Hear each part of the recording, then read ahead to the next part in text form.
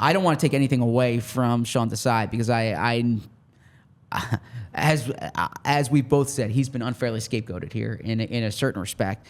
But he certainly doesn't come with the type of gravitas, for lack of a better term, that Vic Fangio does. So if you're talking about kind of that Jim Schwartz, Ron Rivera, Leslie Frazier, the former head coach, who it's not the first room he's been in front of. It's not the first time that he's had to lead this type of group, and he's done it time and time again. Dealt with success or dealt with adversity. Yes, all of these things exactly. He has lots of reps on. Yeah. I'll put it this way, to your point, I can't imagine there's going to be communication issues in the back end next year, right? Like Vic Fangio, This is not his first rodeo.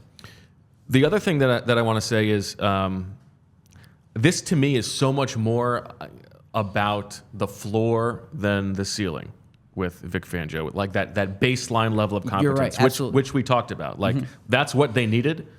I don't think that this defense has the personnel to become a top 5 defense next year. I think they know that. And I also don't think that Vic Fangio's history would tell us that he is like, it's not quite like mid-career or late career Wade Phillips, where like he could just come in and turn that defense into a top 5 unit. That is not Vic Fangio's good reference track record.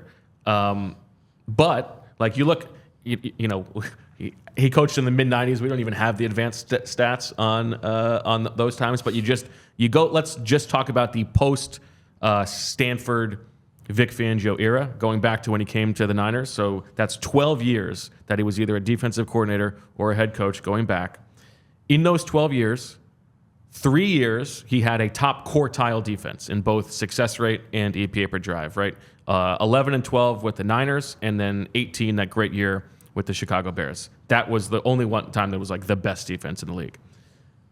8 of those 12 years, just in the middle, just like 19th in the league or 14th in the league or like 10th in the league or like 20th in the league. That's fine. And only 1 year where they were bad, and that was his first year in Chicago, in which they were 26th in success rate, 24th in EPA per drive. And by the way, that worst year of his, still better than what the Eagles got last year. And so to me, this is about like, we want upside on offense. Yes. We want to chase trying to be one of the 3 best offenses in the league and let that carry our team.